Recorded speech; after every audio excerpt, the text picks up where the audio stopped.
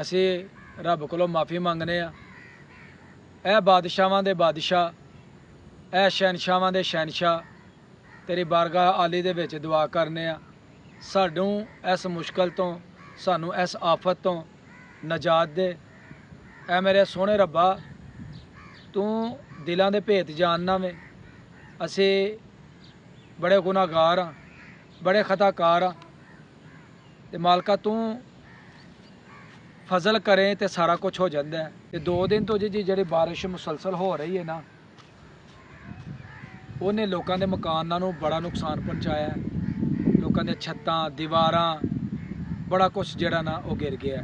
तो बड़े सारे लोग ने बेचारे जिन्हों ने अपन छत्तां के उपर छापर लिया के पाने शुरू कर दिते ने, उन्होंने बेचारे लोगों के जोड़े ने वो छत्तां चोनियां शुरू हो गई ने।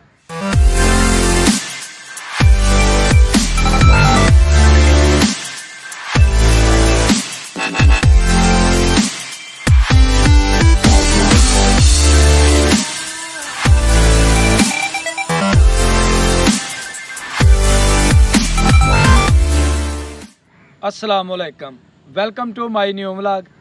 मैं तुहाडा दोस्त सुल्तान शेख, पंजाब के खूबसूरत संती शहर सियालकोट तो पिंड पूरब कलेर, और तुसीं वेखण दे हो मेरा यूट्यूब चैनल अपना पंजाबी व्लॉग। बारिशां दा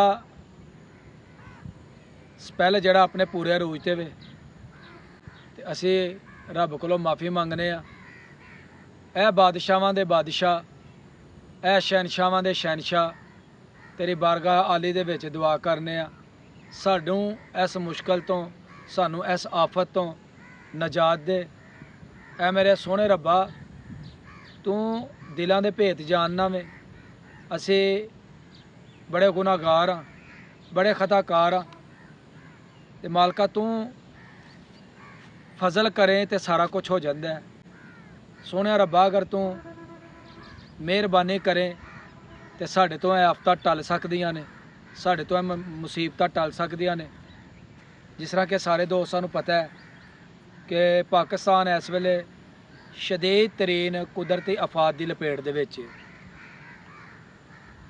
जलजला भी 2-3 दिन पहला आया मुल्क के काफ़ी हिस्सों के विच, ते सलाबी जिहड़ी सूरत हाल है वो तो तकरीबन 2 हफ्ते तो असीं उहदे नाल लड़न डे आ।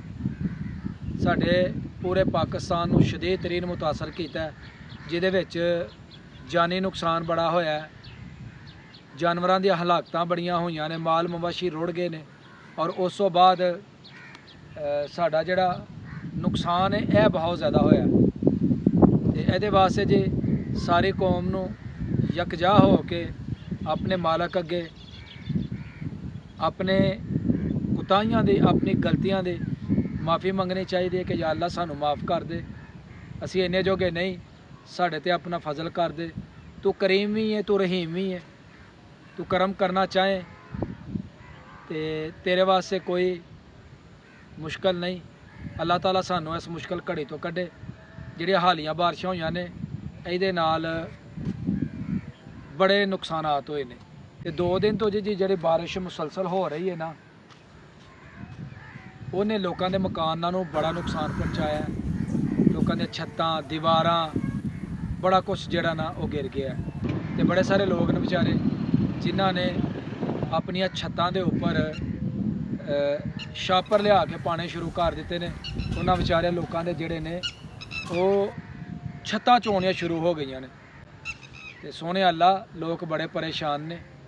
मेरे मालका, तू ही इन्हां दी परेशानी नूं कम कर सकना, अपना फजल कर दे, अपना करम कर दे, सानू गुनाहगारां नूं अपनी रहीमी दे विच लै ला। ऐ मेरा सोहणे रब्बा, अपना करम फरमा दे। 2 दिन की जिहड़ी मुसलसल बारिश हुई है जी, इस बारिश ने बड़ा नुकसान किया है। इस तरह वेख सकते हो कि किस तरह पैलियां दे विच पानी जिहड़ा है वो खड़ा हो गया। उस तो इलावा जिहड़ियां कब्रस्तानां ने उन्हां च बड़ा बड़ा पानी जमा हो गया। तो अपने जिहड़े लवाहकीन ने जी, जिथे जिथे मेरी आवाज़ सुनन दे हो, उन्हां कब्रां दे विच जाके ते ज़रूर ध्यान मारो, ताकि अगर कोई कबर बह गई है तो उन्होंने अच्छी तरह जिहड़ा ना फिर ढेरी उसनूं तैयार किया जाए। उस तो इलावा ਤੁਹਾਡੇ ਇਲਾਕੇ ਦੇ ਵਿੱਚ ਜਿੱਥੇ ਜਿੱਥੇ ਪਾਣੀ ਜਮ੍ਹਾਂ ਹੋਇਆ ਆਪਣੀ ਮਦਦ ਆਪ ਦੇ ਤਹਿਤ ਜਿਹੜਾ ਨਾ ਕੰਮ ਜ਼ਰੂਰ ਕਰੋ ਤਾਂ ਕਿ ਪਾਣੀ ਜਿਹੜਾ ਨਾ ਉਹ ਨਦੀ ਨਾਲਿਆਂ ਦੀ ਤਰਫ ਜਿਹੜਾ ਨਾ ਜਾਣਾ ਸ਼ੁਰੂ ਹੋ ਜਾਏ।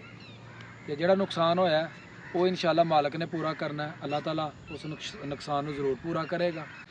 ਨੁਕਸਾਨ ਤਾਂ ਜੀ ਇਸ ਕਦਰ ਹੋ ਚੁੱਕਿਆ ਜੇ ਕਿ ਜਾਨਵਰਾਂ ਵਾਸਤੇ ਚਾਰਾ ਜਿਹੜਾ ਨਾ ਮਿਲਣਾ ਉਹ ਵੀ ਬੜਾ ਮੁਸ਼ਕਲ ਹੋ ਗਿਆ ਔਰ ਉਸ ਤੋਂ ਬਾਅਦ ਜਾਨਵਰਾਂ ਨੂੰ ਬੰਨਣਾ ਜਿਹੜਾ ਨਾ ਉਹ ਵੀ ਬੜਾ ਮੁਸ਼ਕਲ ਹੋ ਗਿਆ ਤੇ ਹਰ ਤਰਫ ਪਰੇਸ਼ਾਨੀ ਦੇ ਆਲਮ ਨੇ। ਅੱਲਾ ਕਰੇ ਜਿਹੜੀ ਬਾਰਿਸ਼ ਪੈਣ ਡਈ ਹੈ ਨਾ ਇਹ ਬਾਰਿਸ਼ ਸਾਡੇ ਵਾਸਤੇ ਬਾਸੇ ਰਹਿਮਤ ਹੀ ਬਣੇ ਔਰ ਜਲਦ ਅਜ਼ ਜਲਦ ਜਿਹੜੀ ਨਾ ਅੱਲਾਹ ਤਾਲਾ ਸਾਨੂੰ ਮਾफ़ी ਦੇ ਦੇ ਤੇ ਬਾਰਿਸ਼ ख़त्म हो जाए ताकि ਜਿਹੜੇ ਸਲਾਬੀ सूरत हाल है ਉਹ ਵੀ ख़त्म हो जाए ਔਰ ਉਸ ਤੋਂ ਬਾਅਦ ਜਿਹੜੇ ਬਾਰਿਸ਼ਾਂ ਹੋਣ ਡਈਆਂ ਨੇ ਜਿਹਦੇ ਨਾਲ ਮਕਾਨਾਂ ਦਾ ਜਿਹੜਾ ਨਾ ਬੜਾ ਬੁਰਾ ਹਾਲ ਹੈ ਤੇ ਡੇਰਿਆਂ ਸ਼ੇਰਿਆਂ ਦਾ ਬੜਾ ਬੁਰਾ ਹਾਲ ਹੈ ਉਹ ਵੀ ਆਪਣਾ ਜਿਹੜਾ ਨਾ ਬਿਹਤਰ ਹੋ ਜਾਣ। ਬਾਰਿਸ਼ ਲੱਗਦੀ ਤਾਂ ਬੜੀ ਸੋਹਣੀ ਹੈ ਪਰ ਜਦੋਂ ਬਹੁਤੀ ਪੈਂਦੀ ਹੈ ਨਾ ਹੈ ਤੇ ਰੱਬ ਦੀ ਰਹਿਮਤ ਹੈ ਲੇਕਿਨ ਜਦੋਂ ਬਹੁਤੀ ਪੈਂਦੀ ਹੈ ਤੇ ਉਦੋਂ ਜ਼ਾਹਰ ਹੈ ਜ਼ਹਿਮਤ ਬਣ ਜਾਂਦੀ ਹੈ ਲੋਕਾਂ ਵਾਸਤੇ ਤੇ